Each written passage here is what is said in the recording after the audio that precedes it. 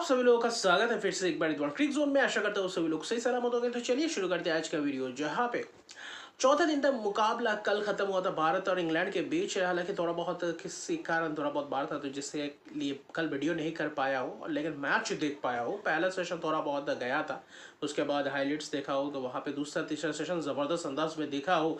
लेकिन जो कुछ शुरुआत अच्छा खासा रहा था, लेकिन अंत बहुत ही ख़राब था। जिसमें से पहले सेशन की बात करें तो शुभमन गिल शुरुआती सेशन में अपना विकेट गंवा बैठे हैं। ब्राइटन कर्स से शानदार तरीके से बोल्ड करते हैं, लेकिन जो शुरुआती सेशन में जो बचे रहने की वो जो खासतौर पे देखें तो चैलेंज था, वो तो पार किया, लेकिन रन्स बहुत ही कम किया। 63 रन के करीब जोड़ पाए थे पहले सेशन में। और अगर वहां पे थोड़ा बहुत तेजी और दिखाते तो शायद और भी रन बटोर पाते, क्योंकि वहां पे केएल राहुल और ऋषभ पंत पूरी तरीके से डटे हुए थे और भरपूर अंदाज में बल्लेबाजी कर रहे थे। चाहे क्रिस ओक्स हो वहां पे, ब्राइटन कार्ड्स, फिर जॉश टंग और बेन स्टोक्स ने जो कहीं ना कहीं अच्छी खासी गति में गेंदबाजी की अच्छी खासी पिच से भी थोड़ा बहुत मदद मिला, एक्स्ट्रा बाउंस भी मिला, और कहीं ना कहीं वहां पे लाइन लेंथ जबरदस्त था, जिसके कारण रन बटोर नहीं पाए। और केएल राहुल ने कल जबरदस्त बल्लेबाजी के चौथे दिन में, जहां पे ऑफ स्टंप के बाहर जो भी गेंद थे छोड़ते हुए दिखाई दिए, और सीधा बॉडी पे जो विकेट के अंदर जो गेंदबाजी कर रहे थे वहां पे रन बटोरते हुए दिखाई दिए। और एक वहां पे लेंथ वो था फुलर लेंथ डिलीवरी, इस पे अच्छी खासी कवर ड्राइव शॉट्स मारते हुए दिखाई दे, तो जो कि एक अच्छी खासी रणनीति थी केएल राहुल के लिए। वहां पे सफल भी रहे और बेहतरीन अंदाज में बल्लेबाजी भी किया था। ऐसा लग रहा था कि पहले सेशन में शतक की पारी कर जाएंगे, लेकिन वहां पे ऋषभ पंत ने जो पारी को संभाला, फिर पहला सेशन निकला, फिर दूसरा सेशन आया, लंच के बाद थोड़ा बहुत तेजी दिखाई दी। वहाँ पे थोड़ा बहुत समय लगाया शुरुआती क्षण में, लेकिन उसके बाद बेहतरीन अंदाज में बल्लेबाजी करते हुए नजर आए। वहाँ पे स्पिनर्स को भी लगाया, शोएब बशीर, जो रूट। वहाँ पे ऐसा लग रहा था कि रणनीति काम नहीं आ रही थी वहाँ पे इंग्लैंड के गेंदबाजों द्वारा, चाहे बेन स्टोक्स के, चाहे जॉश टंग के, ब्राइटन कर्स ने भी कुछ स्पेल्स डाले, कुछ ओवर्स डाले, लेकिन कहीं ना कहीं वहाँ पे रन्स निकलते ही चले जा रहे थे। कवर ड्राइव कट, वहाँ पे पुल बेहतरीन अंदाज में, और ऋषभ पंत की वो जबरदस्त शॉट्स छक्के पे छक्के लगाते हुए नजर आ। ऋषभ पंत और छक्का नहीं लगाएंगे वो तो बिल्कुल भी नहीं होता, लेकिन केएल राहुल ने पूरी तरीके से अनुशासित अंदाज में बल्लेबाजी किया, और वही के क्लास अंदाज में बल्लेबाजी करते हुए दिखाई दी। और कहीं ना कहीं ये टेस्ट मैच में बहुत ही ज़बरदस्त बल्लेबाजी का मुजाहरा देखा दोनों ही इनिंग्स में हमने। और केएल राहुल की जो मैच्योरिटी थी, जो प्रदर्शन था, जो चाहिए था केएल राहुल को इस टेस्ट सीरीज में, मैंने बोला था कि शायद केएल राहुल शुभमन गिल के ऊपर ज्यादा दारोमदार रहेंगे और ऋषभ पंत बेहतर खेल सकते हैं, जैसे मैंने मन लग रहा था, और वही करके दिखाया। पहले टेस्ट मैच में वो छाप छोड़ दिया है, और कहीं ना कहीं कंसिस्टेंसी आपको इस सीरीज में लाना है, जो कि केएल राहुल जबरदस्त दे रहे हैं। पहले इनिंग्स में 42, दूसरे इनिंग्स में शतक की पारी, तो ये काबिल तारीफ। और टेस्ट सीरीज का आगाज ऐसे होता है तो कहीं ना कहीं अंजाम भी बेहतर अंदाज में होगा। लेकिन दूसरे सेशन में विकेट गंवाते हैं ऋषभ पंत, शोएब बशीर के ओवर में लॉन्गॉन के हाथों कैच दे बैठते हैं, लेकिन उससे पहले जो शतक की पारी खेला, जो बुनाया, जो अंदाज में बल्लेबाजी किया, बहुत ही लाजवाब और उम्दा किस्म की बल्लेबाजी। ऋषभ पंत पहले भारतीय खिलाड़ी बने इंग्लैंड में जाकर जो 2 इनिंग्स में दो टेस्ट माफ कीजिएगा, दो शतक बनाया एक टेस्ट मैच में, तो ये भी एक कहीं ना कहीं रिकॉर्ड बनता चला गया। और उनका 8वां टेस्ट शतक इसी मैच में। इससे पहले 2 6 थे, और इस टेस्ट मैच के बाद 2 और शतक लगा चुके, यानी कि 8 टेस्ट शतक, और वो भी 2 इनिंग्स में। तो इतना आसान नहीं था कंडीशंस, जितना आसान दिख रहा था कि जब ऋषभ पंत, केएल राहुल बल्लेबाजी कर रहे थे।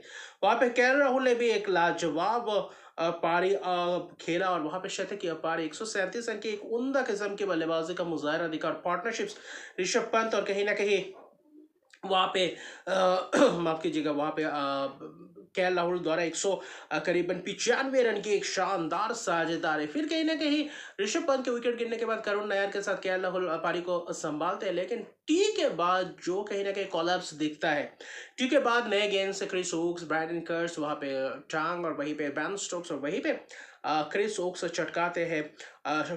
वहाँ पे केएल राहुल का हल्का सा ऑफ स्टंप के बाहर और कट खेलने गए, थोड़ा बहुत बाउंस तक कट वाली गेंद थी, नहीं छोड़ते भी तब भी रह सकते थे।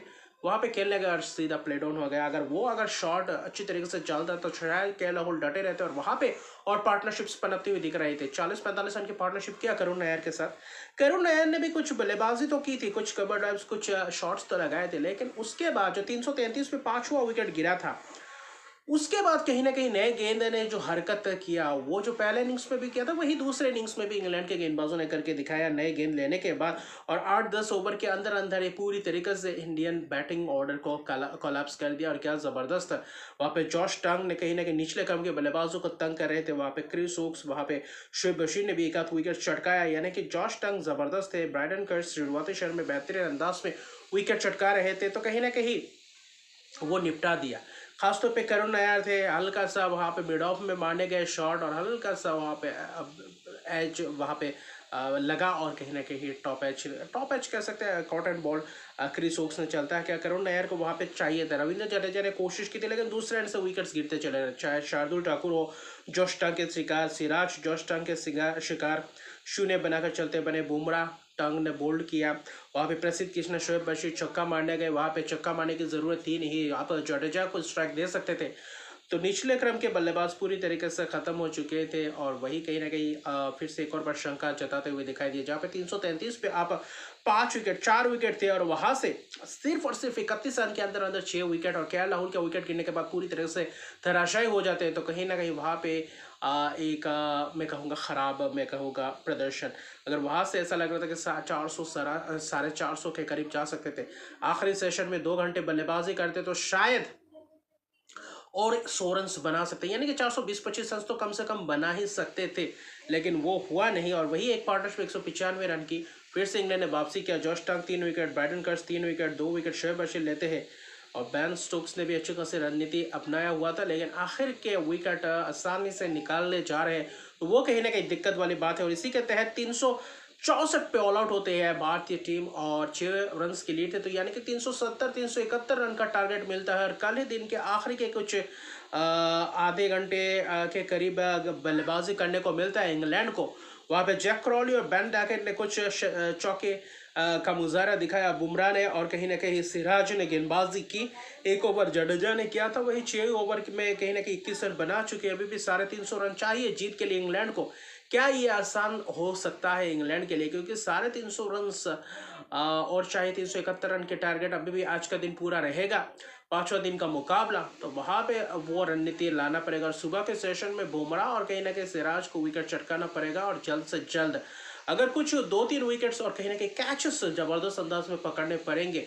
और कहीं ना कहीं कैच अगर छूटा तो कहीं ना कहीं ये 371 रन बना सकते हैं और तेजी से रन बनाते हुए दिखते हैं इंग्लैंड की टीम, वो एक बात है। बाकी ऋषभ पंत ने जो शतक बनाया था उसके बाद बैकफ्लिप दिखाया नहीं, समर सॉल्ट, सुनील गावस्कर जी ने कहा था कि समर सॉल्ट लगा, लेकिन वो दिखाया नहीं।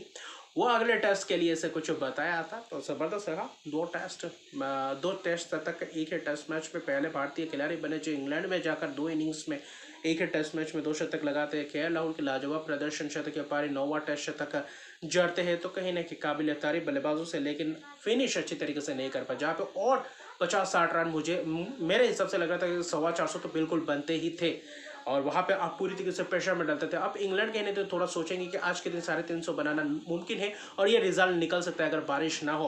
और कहीं ना कहीं ये 90 ओवर बहुत ही घातक होने वाले हैं और पूरे 90 ओवर खेल के तो इंग्लैंड ये चेस कर जाएगा। और कहीं ना कहीं ये जो पहले 20-25 पहला सेशन में कम से कम 2 से 3 विकेट चाहिए ही चाहिए। और लाइन लेंथ अगर विकेट्स भी ना गिरे तो कहीं ना कहीं अच्छी तरीके से वो टाइट स्पेल करना पड़ेगा, टाइट बॉलिंग करना पड़ेगा जहाँ पे रन आसानी से ना बटोरने दे, तो कहीं ना कहीं वहाँ पे जाकर प्रेशर बिल्डअप होगा और वहाँ पे विकेट मिलने की भी आशंका है। पिच वैसा दिखा ना इंग्लैंड जैसी पिच, और स्पिनर्स यहाँ पे कारगर साबित हो सकते हैं या नहीं है, कि वहाँ पे कुछ टर्न होते हुए दिखता है। आखिरी दिन इतना आसान नहीं होगा, लेकिन मुझे लगता है भारतीय टीम यहाँ पे पूरी तरीके से विकल्प को ढूंढेंगे और विकेट चटकाएंगे और बुमराह फिर से एक और बार कारगर साबित हो सकता है। अगर शुरुआती क्षण में ये विकेट चटका दिए तो बहुत ही लाजवाब। डॉकेट क्रोली ऐसा विकेट्स कहीं ना कहीं जो रूट जैसे महत्वपूर्ण विकेट और कहीं ना कहीं बाद में आप पूरी तरीके से पकड़ सकते हैं, क्योंकि वो भी रन्स के लिए ही जाएंगे, तेजी से रन्स बटोरने को दिखेंगे, मौका मिलेगा विकेट्स चटकाने का और कैचेस आप इस इनिंग्स में पकड़ना ही पड़ेगा। एक भी मौका आप हाफ चांसेस को भी